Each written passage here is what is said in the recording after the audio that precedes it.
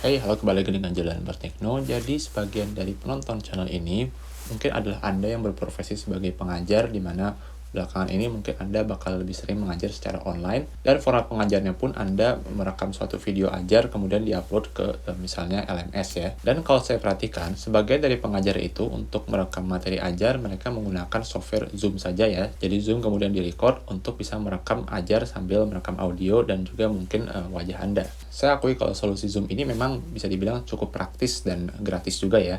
Tapi di sini juga ada kelemahan di mana kustomisasi dari Zoom itu sangat-sangat terbatas, apalagi kalau sudah record ya. Terutama dari segi kualitas audio dan video, di mana Zoom itu terkadang dia mengkompresi supaya filenya itu tidak terlalu besar ukurannya. Ada juga alternatif lain untuk merekam video sambil merekam audio dan kamera juga, yaitu seperti Bandicam, cuma itu sayangnya kalau versi gratisnya itu ada watermarknya, kemudian juga batasannya cuma 10 menit, dan kalau mau tidak terbatas harus bayar. Di luar itu sebenarnya ada tool gratis yang mungkin jauh lebih powerful, dan sejujurnya ini juga favorit saya, yaitu adalah OBS Studio. OBS Studio itu sebenarnya utamanya untuk streaming, tapi OBS Studio juga sebenarnya menurut saya cukup powerful ya untuk screen recording kualitas tinggi, dimana settingannya itu bisa kita atur dari yang paling rendah sampai paling tinggi ya kualitasnya. Nah, pada video kali ini saya akan berbagi sedikit tips mengenai bagaimana cara menggunakan OBS untuk merekam video ajar, di mana video ajar itu diharapkan bisa high quality ya, baik dari video, audio, maupun kamera. Oke, kita langsung aja mulai tutorialnya. Jadi pertama kita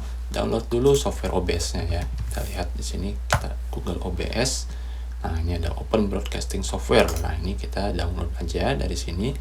Pilih operating system kita. Kalau sekarang saya sedang pakai Windows, jadi kita klik Windows-nya. Kemudian kalau sudah selesai, kita langsung instalasi OBS-nya ya. Langsung next aja. Nanti kalau sudah selesai, nah begitu Anda sudah terbuka OBS-nya, tampaknya akan seperti ini.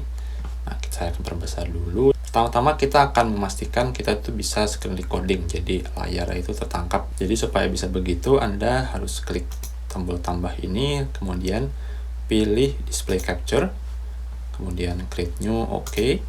Nah, maka akan tampil seperti ini. Ini seperti tidak ada ujungnya ya, karena yang ditampilkannya adalah semua apa yang ada di layar, dan yang ada di layar sekarang itu ya software OBS. Jadi kita klik OK dulu di sini. Nah, supaya bisa kelihatan ya, kalau kita tidak hanya merekam OBS, kita bisa klik ini dan kelihatan di sini ya kalau kita sedang menangkap seluruh bagian pada layar. Oke, untuk bagian kedua, sekarang kita akan menangkap input untuk audio dari mikrofon. Nah, bisa lihat di sini kalau saya ngomong lebih kencang misalnya, atau saya ketok deh, kelihatan kan mic aux-nya ini dia bergerak. Ini artinya OBS itu sudah menangkap mikrofon, tapi mikrofon itu pakai mikrofon internal dari laptop yang kemungkinan tuh ada di sini. Yap, betul. Nah, supaya kualitasnya lebih bagus, sekarang saya akan mencolokkan earphones dari Apple ya, di mana ini dari iPhone ya. Tapi di sini belum kelihatan nih mic inputnya, jadi kita harus tambahkan dulu mikrofon pada source ini. Jadi klik tombol tambah lagi, kemudian audio input capture. Sekarang kita klik new, dan untuk device-nya kita pilih bagian mikrofon ini. Karena saya Windows Korea, jadi Windows Korea, tapi harusnya sih akan ada tulisan mikrofon di sini ya. Dan berikutnya sekarang saya akan menambahkan video capture device ya, dimana saya akan menambahkan webcam. Jadi saya klik add, kemudian saya pilih video capture device, lalu kemudian OK, dan akan muncul webcam dari saya. Nah, seperti ini bentuknya ya. Ini juga bisa kita atur nih, misalnya mau kamera yang mana kalau Anda tuh punya lebih dari satu kamera. Kemudian resolusi juga bisa kita atur kalau sesuai dengan kebutuhan. Misalnya Anda tuh pengennya gak usah yang tajam-tajam banget juga bisa. Kemudian saya akan klik OK. Nah, ini bisa dilihat ya, di sini ada frame kotak seperti ini. Ini bisa Anda kustomisasi lagi, misalnya Anda pengen memperkecil ini supaya lebih banyak kontennya ketimbang wajah Anda ya. Mungkin bisa juga kalau mau digeser ke sebelah kanan, atau kalau mau di crop juga bisa. Nah, supaya nggak double, Anda sebenarnya juga bisa nih mematikan untuk audio input capture yang dari webcam. Jadi audio input capture itu bisa cukup dari headset Anda saja yang satu ini ya.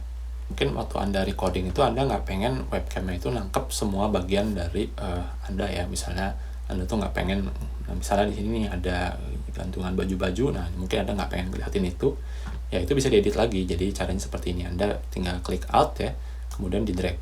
Nah, jadi bagian-bagian yang Anda nggak ingin lihatkan itu bisa di crop. Nah, pada titik ini sebenarnya Anda tuh sudah siap untuk recording, tapi kalau Anda mau atur-atur setting hasil kualitas recordingnya, Anda bisa dulu ke menu settings, kemudian Anda itu pilih di sini ada video ya, Anda tuh pastikan nih videonya tuh mau output resolusi berapa gitu. Ini bisa Anda atur, lalu FPS-nya beberapa, jadi kalau semakin tinggi itu semakin mulus. Hanya saja kalau untuk video ajar menurut saya 24 atau 30 tuh udah lebih dari cukup lah, karena kalau 60 itu mungkin agak-agak lelah di mata juga. Kemudian untuk kualitas audionya juga Anda bisa atur di sini sesuai dengan kebutuhan Anda.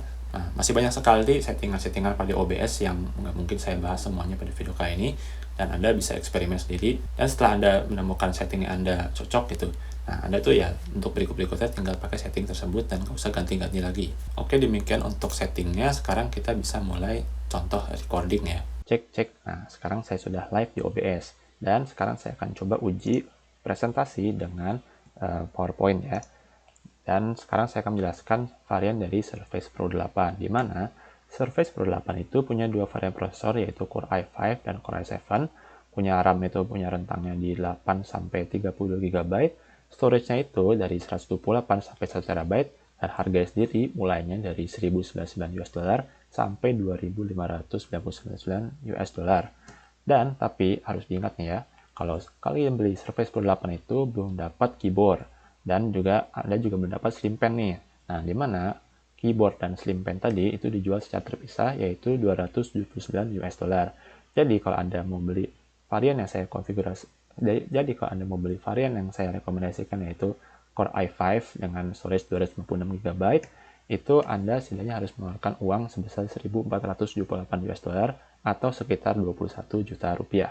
Nah, begitulah contoh rekaman OBS. Kalau mau lebih lanjut, lihat nih contoh-contoh OBS untuk penggunaan sehari-hari, untuk materi mengajar, saya bisa merekomendasikan Anda cek channelnya Gani Rozaki, kawan saya, di mana dia tuh bisa mengupload daily content ya. Jadi konten itu harian, yang menurut saya materi itu sangat baik, terutama buat Anda yang tertarik dengan bisnis secara online di marketplace seperti Shopee atau Tokopedia ya. Oke, demikian aja video dari saya. Mudah-mudahan bermanfaat. Silahkan like video ini jika dirasa bermanfaat, subscribe jika tidak ingin ketinggalan konten dari marketing lainnya. Saya Julian, terima kasih telah menonton.